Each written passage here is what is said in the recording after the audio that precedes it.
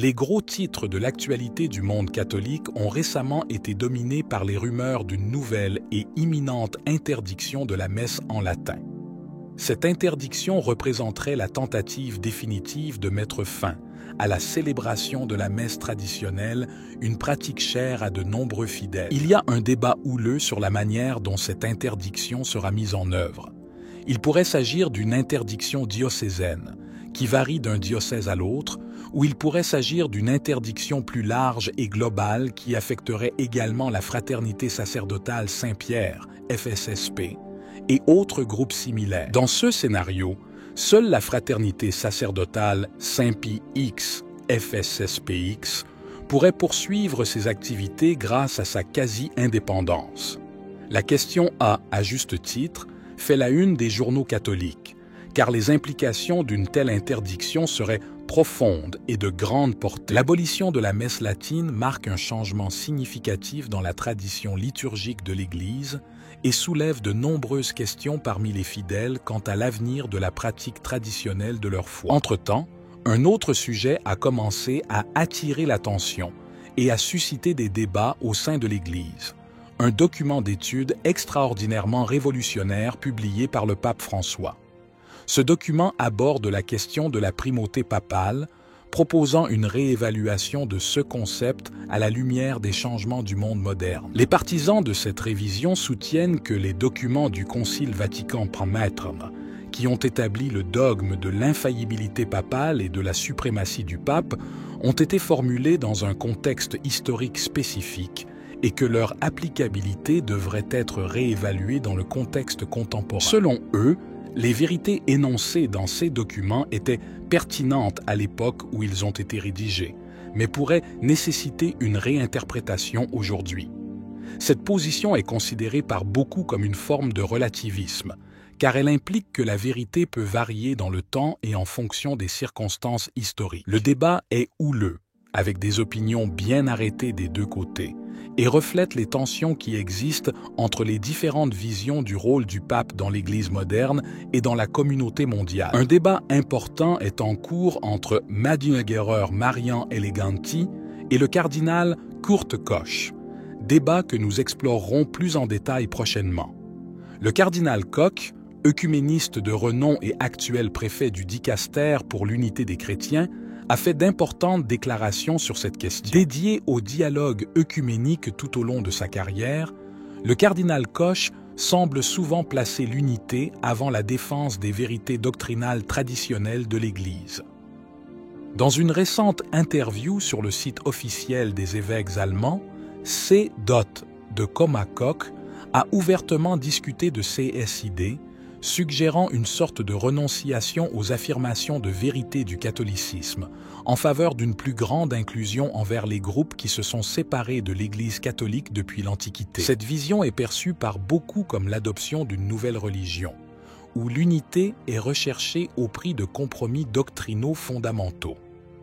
Le point de vue du cardinal Koch est que l'unité des chrétiens ne peut être réalisée qu'en repensant radicalement le rôle du pape et de l'Église catholique dans le monde contemporain, une position qui a suscité de nombreuses controverses et débats parmi les fidèles. Selon un article publié par Sich de Coma, l'organe de presse officiel de la conférence épiscopale allemande, le cardinal Koch a déclaré « En principe, il existe déjà un consensus sur la primauté papale. » Lorsque le cardinal Koch répond aux questions sur l'unité des chrétiens et la nécessité de réévaluer la primauté papale, il le fait avec la conviction que Vatican II avait prévu et encouragé une telle évolution. Cependant, cette interprétation n'est pas universellement acceptée.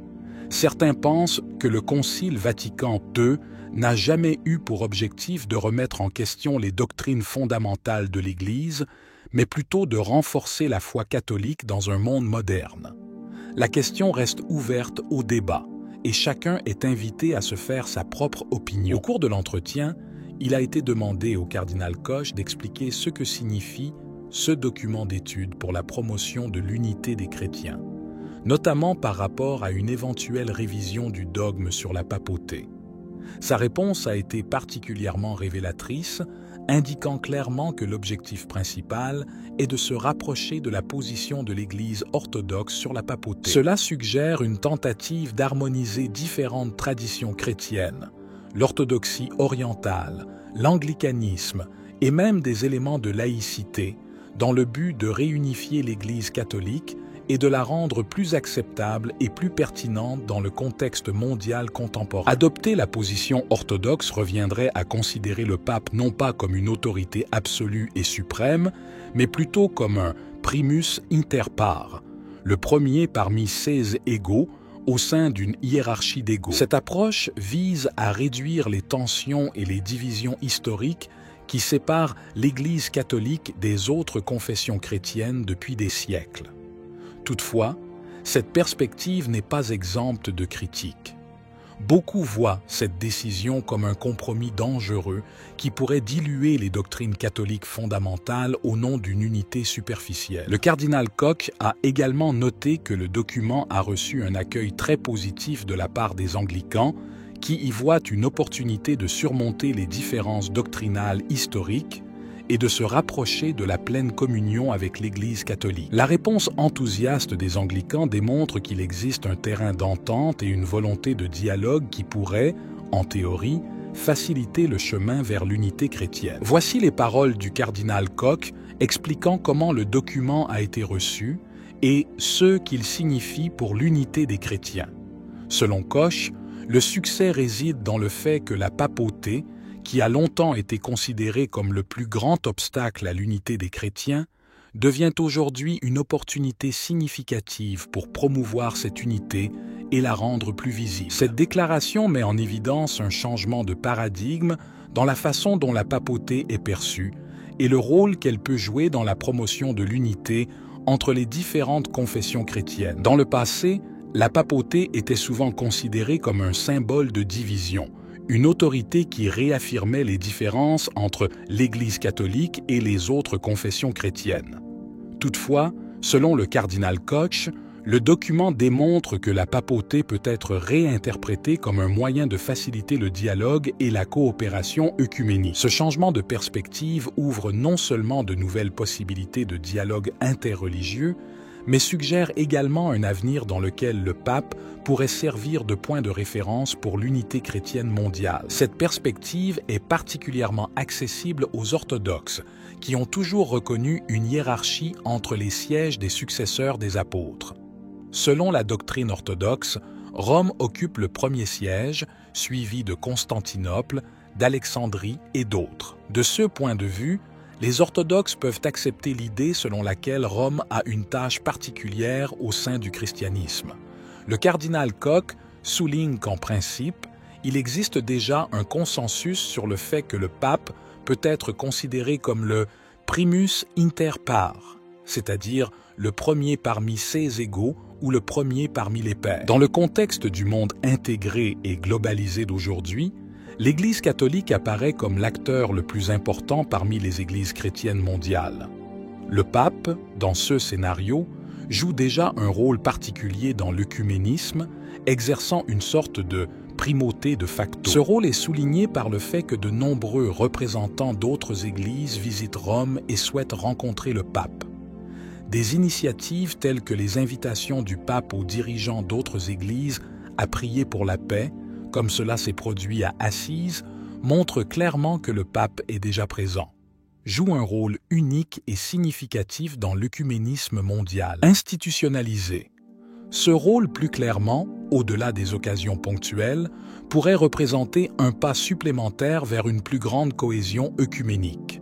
La vision du cardinal Koch est celle d'un pape qui agit comme un pont, unissant les différentes traditions chrétiennes dans un dialogue continu et fructueux. La vision du cardinal Koch, telle qu'elle est exprimée, représente un changement radical par rapport aux enseignements traditionnels de l'Église catholique sur les relations avec les groupes schismatiques et hérétiques. Historiquement, l'Église a maintenu une position claire et ferme sur sa suprématie doctrinale et la nécessité de maintenir la pureté de la foi catholique.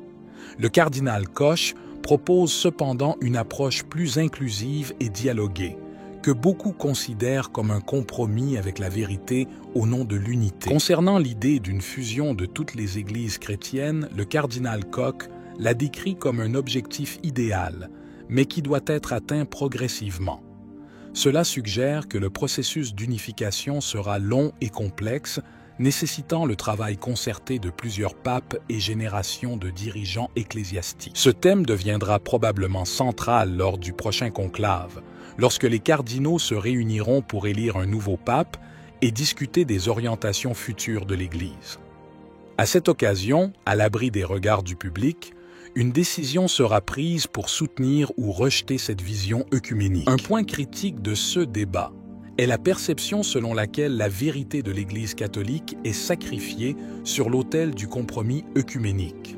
Selon les critiques, cette approche manque d'une affirmation claire de l'Église comme gardienne de la vérité absolue qui devrait rester inchangée quelles que soient les pressions extérieures. La crainte est qu'au nom de l'unité, l'Église perde son identité et sa mission de défendre et de proclamer la vérité divine. Qu'en penses-tu? Si vous avez aimé la vidéo, commentez « Amen ». Que Dieu te bénisse